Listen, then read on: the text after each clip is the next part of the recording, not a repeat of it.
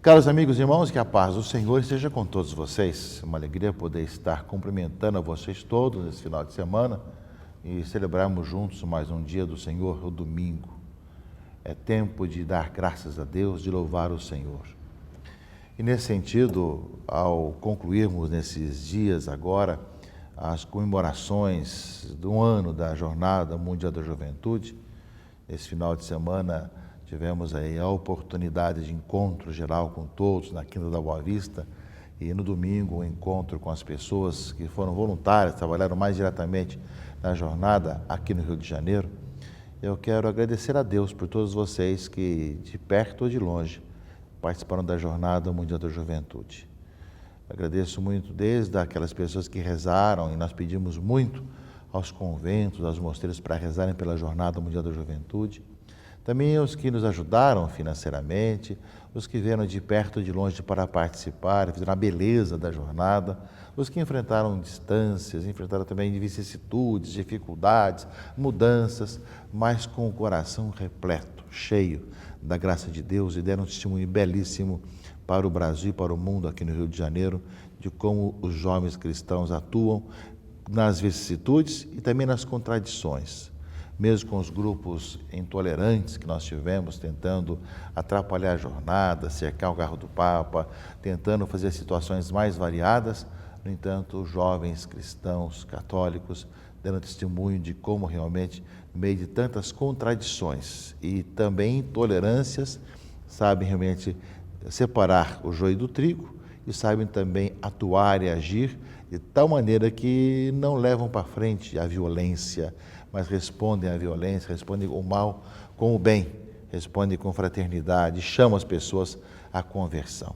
Portanto, a todos que participaram, tanto aqui do Brasil como do exterior, é o nosso agradecimento, por terem assim dado esse belo testemunho, que vem do Senhor, sei disso, vem da graça de Deus, mas que marcou a nossa vida e ficará marcado para sempre em nosso país e aqui no Rio de Janeiro, em especial, toda a beleza, a importância e a alegria dessa Jornada Mundial da Juventude. Tantos que trabalharam, lutaram, fizeram tantas coisas bonitas, e deram o seu tempo e realmente levaram para frente esse belo momento. Quando nós comemoramos o ano da jornada, eu creio que nós vimos que é possível que nós encontremos caminhos novos para anunciarmos o Evangelho. E os jovens justamente têm também situações novas para poderem viver e testemunhar Jesus Cristo. E temos muitos jovens cristãos e católicos que assim vivem. Portanto, a todos os jovens, aos jovens de idade e de coração, agradeço muito a todos vocês pela presença, pela torcida, pela oração, pela unidade com a Jornada Mundial da Juventude. E sabemos que Deus agiu através de cada um de nós, cada um de vocês, nesse momento, e foi um testemunho para o mundo. Por mais que tentem dizer o contrário, ou colocarem as coisas, o Senhor tem nos mostrado que é Ele quem atua, Ele quem age, Ele quem conduz. E a Jornada Mundial da Juventude marcou isso. E que nesses dias em que nós comemoramos o ano da jornada, que essa memória nos ajude a fomentar cada vez mais corações animados, fortalecidos com a graça de Deus e, ao mesmo tempo, nos entusiasmar ainda mais para a missão da igreja, para a missão evangelizadora, para a disposição de vivermos com alegria e generosidade a nossa vida de fé. E vimos que isso é possível. E vimos que é possível não só vivê-la internamente, mas também sendo um sinal na cidade e no mundo de como o Evangelho transforma vidas e como nos faz ser alegres no Senhor ao anunciarmos para as pessoas essa boa notícia.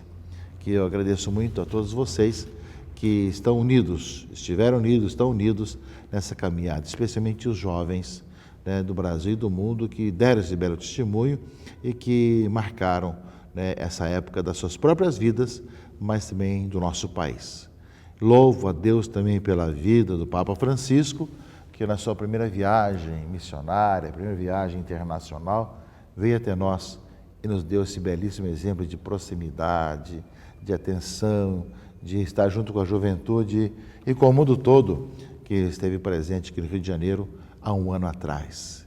E nós vemos que o jeito de ser dos cristãos, dos jovens, das pessoas que participaram da jornada, foi um jeito diferenciado, né? Seja com relação ao comportamento, ao relacionamento, à questão ecológica, à limpeza, as várias situações. Foi algo que ficou marcado e, sem dúvida, porque traziam no seu coração a alegria de viverem com Cristo e de anunciarem com Cristo aos irmãos e irmãs uma boa notícia, que esse mundo cansado, abatido, revoltado, cheio de tantas necessidades, ele pode ser melhor não fazendo mais violência, não matando os outros com suas ideologias, não separando, mas sim incluindo e sendo testemunhas de que aquilo que desejamos de um mundo novo passa, realmente necessariamente, pelo amor ao próximo, como Cristo nos ensinou. E é nessa batalha, nessa revolução de amor, que nós queremos realmente viver e anunciar esse mundo, não conformando com a pobreza, com a miséria, com os problemas que existem, e fazer a nossa parte de transformação desse mundo e de maneira muito concreta, meus irmãos e irmãs, nossa corresponsabilidade para que realmente vivamos como cristãos nesse nosso tempo. Eis aí essa oportunidade de nós estarmos agradecendo a Deus, né, por essa jornada, e também a todos vocês que conosco participaram e conviveram conosco e partilharam conosco desse belo sonho que continua marcando as nossas vidas e nos conduzindo para tempos novos. Que esses 15 dias de celebrações pelo Brasil e pelo mundo afora, de um ano da jornada, nos ajude a estarmos vivendo a memória e a missão de estarmos cada vez mais indo pelo mundo inteiro e anunciando o Evangelho a toda criatura, fazer discípulos entre as nações, como é o tema da jornada, que é sempre atual e sempre importante para todos nós. Nós sabemos que cada ano será uma oportunidade de fomentarmos toda essa memória, ao mesmo tempo que nós encaminhamos para a próxima jornada em Cracóvia, que deve também revitalizar e reavivar em nós esses mesmos dons. Evidentemente de maneira diferente, não mais recebendo, mas indo, né, para outros locais. Mas esse de poder receber realmente ficou muito marcado. E nós louvamos a Deus de ter podido receber e feito o melhor possível para receber bem e com muito carinho a todos e a todas durante a Jornada Mundial da Juventude. Um ano que nós vivemos e que nós estamos celebrando nesses dias. Nós também estamos, meus irmãos e irmãs, durante esses dias, escutando, né, a palavra do Evangelho de Mateus 13, que é o discurso em parábolas. São várias parábolas que se sucedem, como temos visto a cada domingo. E nesse domingo nós também temos 3 parábolas que são colocadas para nossa reflexão. A primeira, que fala que o reino dos céus é como um tesouro escondido no campo. Alguém encontra o tesouro, vende seus bens e compra aquele campo, né? Mantém escondido enquanto não compra e depois compra aquele campo. Então aparece justamente o reino como algo precioso, né, pelo qual também eu dou a vida. A segunda parábola contada nesse domingo é que o reino dos céus é como um comprador que procura pérolas preciosas. Aqui é alguém que procura, quem está à busca, não é, de uma pérola preciosa, e quando encontra uma pérola de grande valor, vai, vende seus bens e compra aquela pérola. Alguém encontra um tesouro e alguém procura pérolas. No fundo, é o sentido último da nossa vida, razão de estarmos com Cristo, e que nós vivemos com o Senhor. E a terceira parábola é como uma rede lançada no mar que apanha peixe de todo tipo. E quando está cheia, os pescadores puxam a rede para a praia, sentam-se e recolhem os peixes, bons em cestos, e jogam fora os que não prestam, né? Assim também, no final dos tempos, irão os anjos separar os maus dos justos e lançarão os maus na fornalha de fogo, e haverá choro e ranger de dentes. Ora, meus irmãos e irmãs, nesse final de semana nós continuamos a ouvir o sermão em parábolas do Evangelho de Mateus. Sabemos que as parábolas são maneiras concretas de contar verdades profundas através de comparações e que Cristo vai nos ensinando. E nesse final de semana, esse domingo, ele fala primeiro desse tipo, um que encontra o tesouro e um que procura pérolas. O reino faz parte de alguém que encontrou algo muito importante. Quando alguém fala que aparentemente os cristãos dão a vida, deixaram tantas coisas para buscar ver a vida do Evangelho, na verdade nós encontramos muito mais. Ou encontramos porque nós o encontramos como um tesouro, ou porque nós buscávamos como um comprador que procurava a pérola. São diversas formas pelas quais nós encontramos a razão última da nossa vida e aquilo que é um tesouro da nossa vida. Por isso, meus irmãos e irmãs, todo cristão, todo batizado é alguém que encontrou em Cristo a vida e que de tal maneira é capaz de dar tudo porque encontrou realmente aquilo que é muito mais do que aquilo que tem, que é a vida em Jesus Cristo, a vida nova em Cristo. Esse testemunho que nós somos chamados a dar, de que realmente colocou no centro da sua existência, na sua vida, Jesus Cristo, nosso Senhor. Por isso não temos medo de deixar tudo por causa de Cristo, de buscar o Senhor. Nesse ponto, a vida religiosa consagrada é um sinal para toda a humanidade de que aquele que encontrou o Senhor encontrou a verdadeira vida. Saibamos, portanto, meus irmãos e irmãs, vivenciar tudo isso. E, ao mesmo tempo, no finalzinho, a terceira parábola, lembra que o reino pega todo tipo de peixe, assim na igreja, assim no trabalho, e aqui depois no final, quando se recolhe, que vai separar o que é bom, o que é ruim, como a parábola do joio e do trigo, mais ou menos a mesmo estilo, né? Mas lembrando que na igreja nós vamos encontrar sempre esses dois aspectos que vão sempre nos encaminhar. Depois, meus irmãos e amigos, não é? Sabemos que tudo isso que nós vamos vivendo, como diz aqui a carta aos Romanos, tudo contribui para o bem daqueles que amam a Deus, daqueles que são chamados para a salvação de acordo com o projeto de Deus. E Deus nos predestinou e chamou para sermos justos e santos, não é? E nós somos chamados a viver isso.